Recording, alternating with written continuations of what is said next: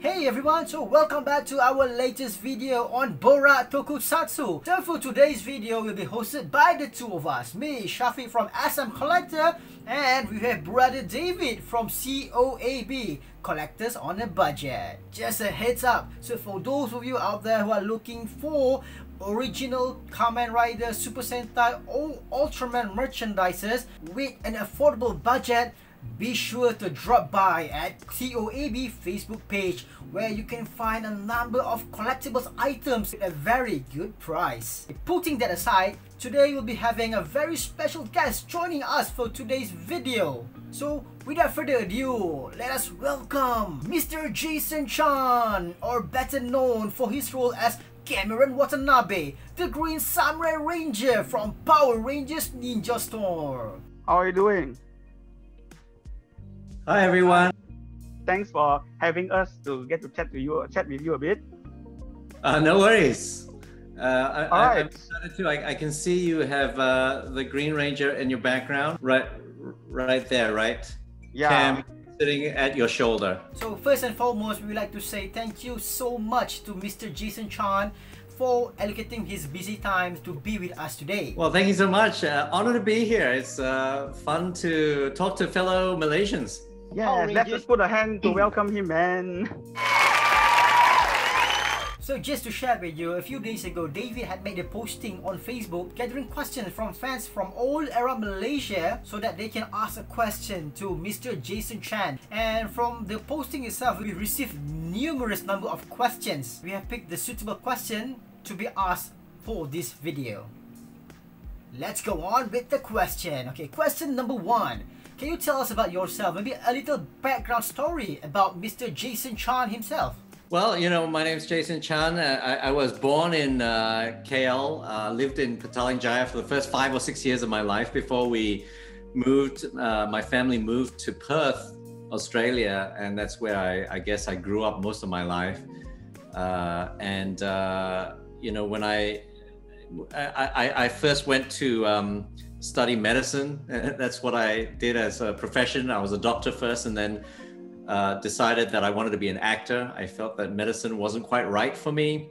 So I went to a drama school over there in Australia, in Sydney, called NIDA, and then got my second gig out of drama school was Power Rangers. So I was really happy and excited about that, and still to this day is, you know, one of the most memorable times I've ever had in the industry. Just a quick one. How long have you not been back here in Malaysia? Oh, I can't remember when the last time, probably about, it was probably when I got married. You know, when I got married about 7 or 8 years ago, was it 7 or 8 years ago? No, it was even longer than that, 2012, I think. I, of course, had a tea ceremony in Malaysia with all my relatives.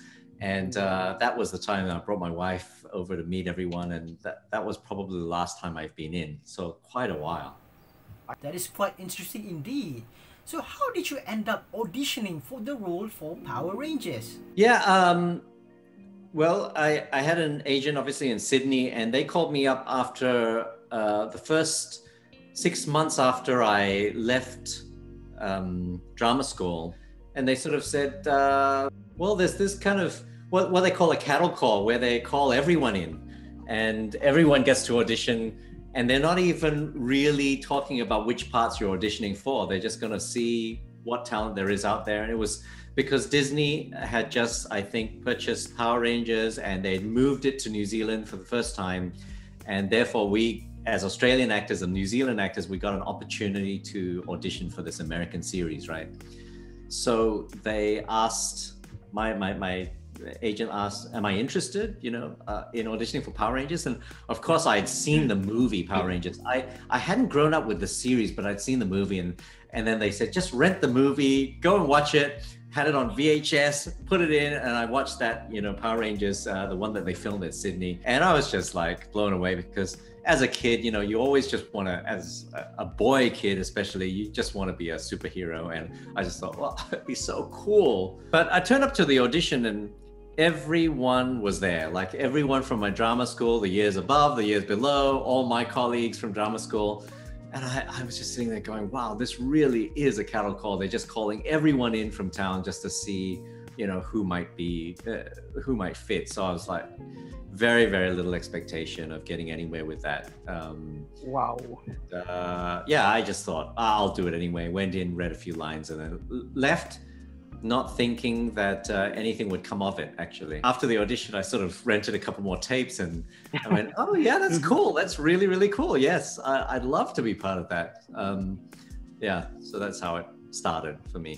For your role as Cam, right? So it was the Green Samurai Ranger. So did they actually let you see the original Japanese footage before you were filming? No, they told us not to watch it, actually. They told us it was originally Japanese, and they told us, yeah, that they were creating something new that we shouldn't sort of watch and copy or try to simulate what they did. So yeah, that's it. We just started from scratch, really. Out of curiosity, during the entire shooting of the series, did you do your own stunts? We did anything that was unmorphed. So anything that, okay. you know, we didn't have the helmet on. We did our own sort of fighting sequences. Sometimes our stunt double would come in and do stuff for us, like falling off a tree and landing on their neck. Just crazy stuff that they would do. Wow. Obviously, they wouldn't let us do any of the crazy things that would get us hurt. They were very, very careful with us. But any fighting sequences where, you know, it was unmorphed and you could see our faces, then obviously we had to do those. So it was kind of half and half, I guess. But our stunt team were remarkable, right? The Japanese stunt team just blew us away with the stuff that they could do. Wow. So you were playing Cameron, right? So during your course of playing Cameron, before the Green Ranger was introduced, were you told that you would be a ranger? I was told from the beginning, once we arrived there in New Zealand, we were all told generally that, you know, we were going to be playing Power Rangers. I was told that, but they hadn't decided on the colors. So they hadn't really made a decision on who was going to be green, who was going to be yellow. And so they kept that a secret really until about even a week before we were to film, I think. They were still deciding. It was all kind of very up in the air. And I think it was between me and Dustin, Cam and Dustin, you know, whether I was going to be Yellow Ranger or Green Ranger. And in the end, they just said, yeah, you'll be Green Ranger. But they took me through the whole sort of journey of Green Ranger. They said, look, you're not going to be a Ranger yet. You're going to be the famous 6th Ranger, you know, so no one will know, so you can't say anything. Well, there was really no social media in those days anyway, so there was no leaking out anyway. But they said, look, it's going to be secret. They'll all be guessing who will become this Green Ranger, but it'll be you, and it'll be pretty cool because you'll have a very big Megazord. You'll also be one of the most powerful in the team. You'll save them at one point, and you'll have a very heroic journey. And so, you know, they didn't have to convince me. I was just happy to come for the ride. Out of curiosity, did the producer let you keep any props from the shooting? I kept the costume. Oh, Wow. the whole set. So you managed to wear the costume during filming? Except the helmet. I got to keep the green lycra, and I think I got the ninja costume as well. It's somewhere in storage somewhere, but I got to keep that. I was really sentimental leaving. It was really emotional on the last day of shoot. The whole production team and the whole production office came down to each one of our last scenes, you know, and they would just clap each actor off, and it was kind of emotional. You know, it was a whole year filming and going through the journey with them. And so when I left, you know, I just went to the costume department and I said to them, hey, I think I could keep something as a memento. And they said, yeah, take one of these. So I got to keep that. Never wore it again, but it's just cool to have it. Yeah. So, okay, talking about cyber cam, right? Just a personal question for me. Do you think that Cam Watanabe actually represents the real you better, or Cyber Cam represents your real you better? That's a good question. I mean, Cyber Cam is so kooky and I love it, but I think Cam really represents me. Especially around that time, and as I was growing up, I was very sarcastic, really kind of stayed in the background, you know, and so Cam was really a reflection of everything that I felt at the time as well. Wow. It was simply, you know, Cam sitting at the ops all the time, waiting and watching all the other rangers do their thing out in, you know, in the field. I was just as frustrated as an actor. I was going, I can't wait to get out there. I don't want to sit in here and just control things on the keyboard. And you got to remember too, you know, I didn't really have a screen. It was all green screen and the hamster wasn't really there. I was acting with a box that someone was, you know, hopping around on my desk with a stick. So, you know, it got frustrating to me as an actor that they were doing all these fun things out there, doing fight sequences and, you know, traveling to beautiful parts of New Zealand like forests and rain, you know, kind of rainfall, sort of not rainfall, waterfalls, you know, cliffs, all these amazing locations, and I was sort of stuck at main jobs. If you were given the opportunity, would you consider to reprise your role as Cam in the Power Rangers series? Yeah, absolutely. I think it'll be really fun. You know, the team up with Dino, what was it called? Dino Thunder? Yeah, Dino Thunder. Yeah, the team up was really fun because, you know, we by then we'd had 3 months off. It had finished for us, and then 3 months off, and then they called up and said, well, we're going to do the team up as we mentioned. And when we went back there, it was really like revisiting family, and we, you know, again, getting in touch with all the crew and seeing our family, the Ninja Storm family again, was really cool. So if it ever happened again and we could team up or we could go back and reprise the character, I think it would be a lot of fun. All right, so okay, what do your kids and your family see you as a Power Ranger? Do they find you a hero or something? Oh, so I have a 3-year-old and he absolutely loves it now. So much so that I've had to buy the Megazords and the Power Rangers from collectors here in Singapore. So I bought it here on Carousel for Christmas. Wow. Because he started to watch them and he just loved it so much. He wanted to have some Rangers. So here's the Megazord, obviously, and mine, right at the end. And I had to have 2 Rangers too, so that he could play with them. And he absolutely loves them. He plays with them every day, and he loves the fact that you know, my wife's Korean, so he calls me Appa. That Appa is a hero on TV. He can't watch all the episodes yet because he's a bit scared of all the monsters.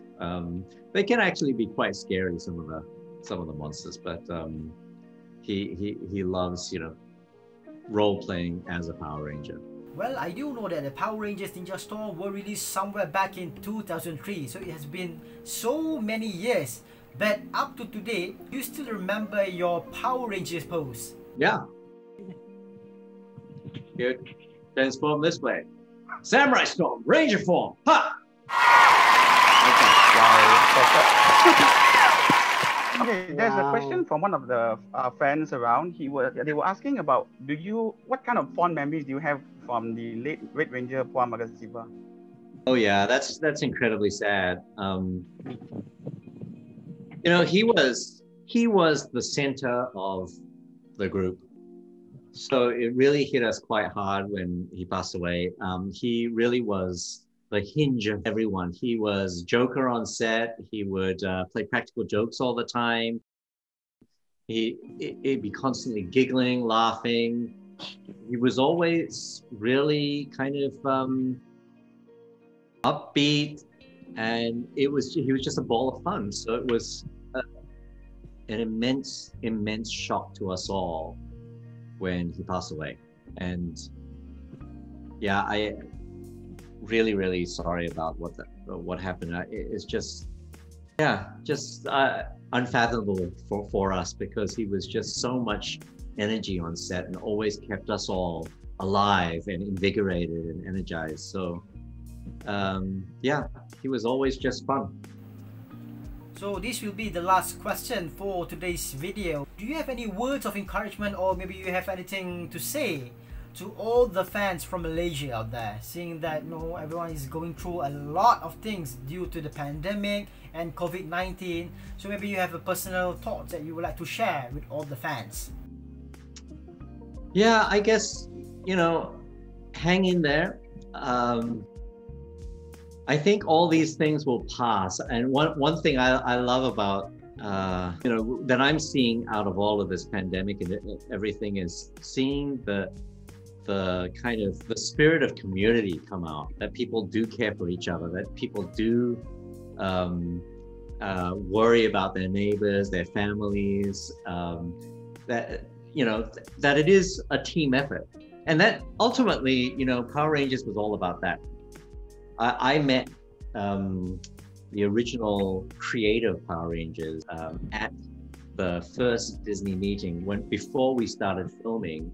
After we were cast, we were at this big dinner in New Zealand, and all these Disney executives flew over, and the Japanese creator of the series before it became Power Rangers, I guess, he flew in as well, and I sat next to him. And I remember Koichi Sakamoto, who is sitting next to me, explaining to me how he came up with the concept as a 17-year-old. He looked at television in his village. His father had bought a television to his village in Japan, and he was younger than that. I think he was 15 or 16 at the time, and he looked at it and he said, "Dad, this is going to transform everything. This is powerful. This is amazing." And his father said, "Well, that's right. Television is going to transform everything. If you can think of a way in which you can create something that will go on television, I will go and help you pitch it to these new television studios in Tokyo." And so at the age of 17, he pitched the idea of Power Rangers, which was that all these heroes, normal people, became heroes. These people wore different colors in their heroic costumes. Those colors represent the different races of the world. And band together to fight a common enemy outside of the world. And therefore, it's bringing the world together, not apart, right? And that struck really deeply to me. And it was one of the reasons why Power Rangers, when I think when they created the American series, is they always cast different races. And it's one of the few shows that always does that. It's kind of mandated, I think. I don't know how they do it, but it was really, really powerful to me as a message, because he was saying, I see the world always fighting each other, and maybe it needs something outside of us to say to us that we should band together to fight for the common good, to fight for humanity. And so that's what he created. And of course, the Tokyo studios, they loved it so much. They said, "Yeah, we're going to sign you up. You're going to help us create this series." And I mean, the rest is history, right? He became, very, very successful. And I got to meet him. I got to sit next to him at dinner. It was amazing.